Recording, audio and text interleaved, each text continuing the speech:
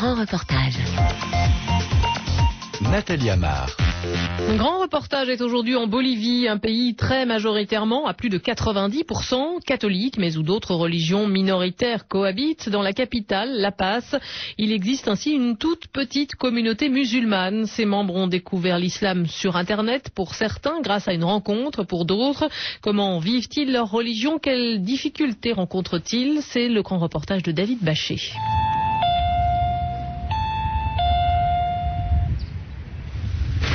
Bonjour David, comment vas-tu? Entre.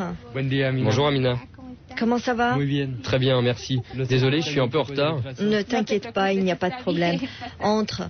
On attendait le début du sermon. C'est une petite maison qui ressemble à toutes celles de la rue Guachaya dans le centre de la capitale bolivienne, La Paz. Un détail la distingue cependant des autres, une pancarte, Mezquita as-Salam, la mosquée as-Salam. La Bolivie n'est pourtant pas une terre d'islam. Le pays ne compte que 2 mosquées, dont une à La Paz. Et sur les près de 2,5 millions d'habitants de la ville, ils sont à peine une trentaine à s'y rendre.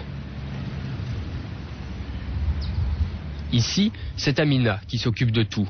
Elle donne des cours de religion et s'occupe des questions d'intendance.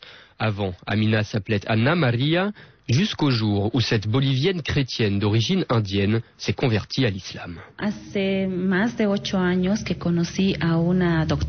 Il y a un peu plus de 8 ans, j'ai rencontré un médecin, ma physiothérapeute. Elle me massait, soignait mes douleurs, mais en même temps, elle me donnait aussi des conseils qui s'adressaient à mon âme. Alors je dis toujours qu'elle me massait non seulement le corps, mais aussi le cœur. Et puis un jour, elle m'a dit qu'elle était musulmane et qu'elle voulait m'inviter dans sa communauté.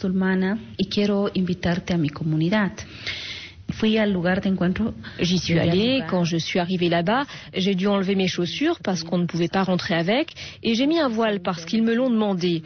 Ce jour-là, l'expérience m'a plu. L'homme qui dirigeait l'office m'a demandé si je voulais en savoir plus sur l'islam. Il m'a dit qu'il n'y avait qu'un seul Dieu, le même que celui des chrétiens et des juifs. Une chose après l'autre, il m'a parlé de la religion musulmane, et tout ce qu'il me disait, je le ressentais vraiment dans mon cœur. À la fin, il m'a demandé si je voulais devenir musulmane. Alors je lui ai répondu oui, même si j'avais un peu peur parce que tout cela était nouveau, inconnu. Et voilà comment je me suis convertie. La communauté musulmane de La Paz n'est pas constituée d'immigrés musulmans. Elle n'a pas été fondée par une diaspora, mais par des Boliviens pure souche. Ici, 90% des fidèles sont des Boliviens convertis, et parmi eux, 70% de femmes. Ainsi, chaque conversion est une histoire étonnante. Marilyn Morales a 43 ans. Elle s'est convertie il y a 4 ans devant son écran.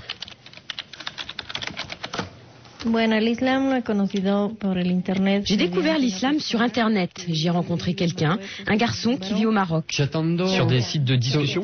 Oui, en chattant, donc il me parlait beaucoup de l'islam. D'ailleurs, au départ, je n'y comprenais pas grand-chose parce que mes racines sont catholiques, mes parents sont catholiques. On a dû parler comme ça pendant 1 an, sans que je ressente aucune attirance spéciale pour l'islam, mais on a continué à discuter, et puis j'ai fini par percevoir la logique de l'islam, à apprécier la logique, la vérité de certaines choses. Donc j'ai décidé de me convertir et j'ai fait ça sur Internet, sur une page Paltalk. Sur quoi ? Paltalk, ça s'appelle Paltalk, un peu comme Hotmail ou Facebook, disons. Mais là, c'est Paltalk. Et donc, sur ce site, il y a une page, une salle de conversation réservée aux musulmans. Et c'est là, sur Internet, que je me suis convertie, que j'ai fait ma profession de foi et que j'ai adopté l'islam. Et ensuite, comment as-tu découvert la communauté de La Paz ? C'est une histoire amusante parce qu'après avoir choisi l'islam, je me sentais heureuse bien sûr, mais en même temps, je pensais être la seule musulmane de toute la Bolivie. Jusqu'au jour où je me suis connectée sur un site et j'ai écrit « Help, aidez-moi, je cherche des musulmans en Bolivie ». À ce moment-là, une sœur égyptienne m'a répondu. Elle m'a dit qu'elle avait une amie musulmane en Bolivie. Une sœur égyptienne m'a donné le numéro d'une sœur bolivienne.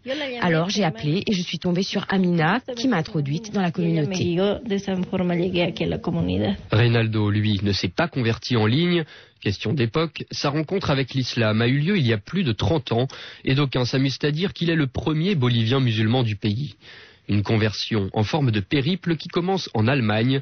Reynaldo a alors 22 ans et vient de finir ses études. Fui viajando por toda Europa con mis amigos al autostop. Avec mes amis, on est parti faire le tour de l'Europe en autostop. Tout ce qui m'intéressait à l'époque, c'était de fumer du hashish, de passer du bon temps, de voyager, de voir du pays.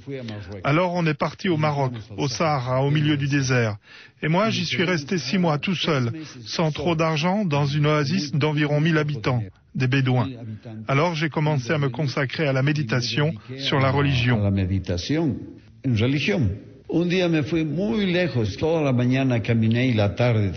Un jour, j'ai beaucoup marché. Toute la matinée et tout l'après-midi, j'ai marché. Et lorsque j'ai voulu rentrer à l'oasis, je me suis rendu compte que j'étais totalement perdu. Il n'y avait que du sable, une mer de sable partout, des dunes de sable. Alors j'ai vraiment eu peur et j'ai pensé que j'allais mourir.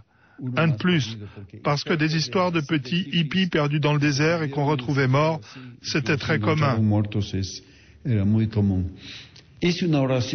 Alors j'ai prié, j'ai dit, « Mon Dieu, tu es le seul qui puisse m'aider à trouver le chemin du retour. » J'ai fermé les yeux, j'ai tourné sur moi-même et je suis parti au hasard.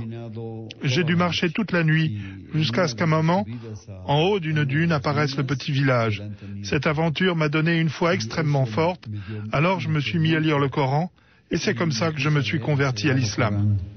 Y esa fue la forma que me convertí al Islam.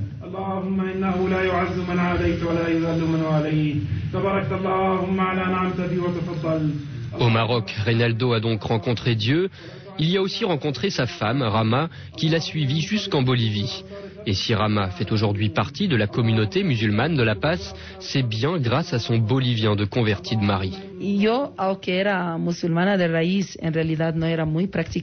Même si j'étais musulmane par mes racines, en réalité, je n'étais pas très pratiquante, je ne priais jamais. Mais quand j'ai rencontré mon mari au Maroc, il s'était déjà converti à l'islam.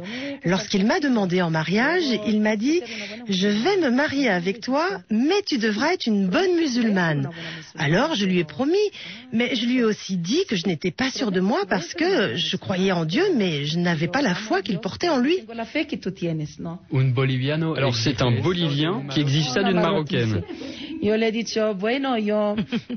lui ai promis d'être une bonne musulmane, mais je lui ai dit que je n'avais pas sa foi. Il était très religieux. Cela m'a toujours frappé. Je me demandais comment faire pour y croire autant que lui. Donc on peut dire que tu as appris la foi d'un Bolivien. D'un Bolivien devenu musulman, oui. La foi est venue et c'est lui qui m'a montré comment l'obtenir. Cela a pris des années et des années. Mais un beau jour, alors que je priais derrière mon mari, j'ai senti une joie dans mon cœur que je n'avais jamais ressentie de toute ma vie. J'étais tellement émue. Pour la première fois, j'ai pleuré en priant. J'ai terminé ma prière, je me suis relevée et j'ai dit « Dieu est entré dans mon cœur ». Alors mon mari m'a embrassée et il m'a dit « Tu pleures, tu es émue, c'est cela la foi ». Des chemins de conversion hétéroclites qui ont réuni ces pionniers de l'islam en terre andine. Mais de l'altiplano aux plaines amazoniennes, point de minaret. Longtemps, il a fallu faire avec les moyens du bord. Amina. Quand je me suis convertie, la communauté était minuscule, il n'y avait qu'une dizaine de personnes maximum. À l'époque, on se réunissait dans une petite salle chez un Bolivien qui dirigeait les prières. Il n'y avait ni eau ni électricité, c'était un endroit tout petit.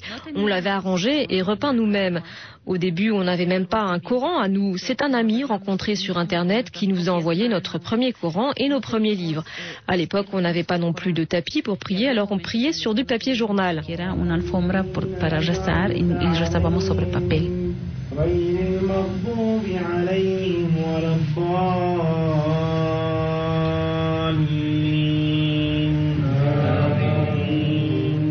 En juillet 2006, grâce au soutien d'une fondation britannique et au mécénat de musulmans du monde entier, la communauté a pu faire l'acquisition d'une maison transformée en mosquée. Elle peut même compter sur les services de son imam, Iman, né en Palestine et installé en Bolivie depuis 14 années. Un imam dévoué qui rend service quand il fait l'office. En fait, moi je suis médecin légiste et je consacre mon temps libre à la mosquée. J'officie pendant les cérémonies, les mariages. Au final, ça ne représente pas un temps énorme parce que j'en ai pas assez. Pendant le week-end, je donne des cours d'arabe et de religion. Le vendredi, je viens faire le sermon. Et quand il y a des occasions particulières, un mariage ou quoi que ce soit, je m'occupe de la cérémonie.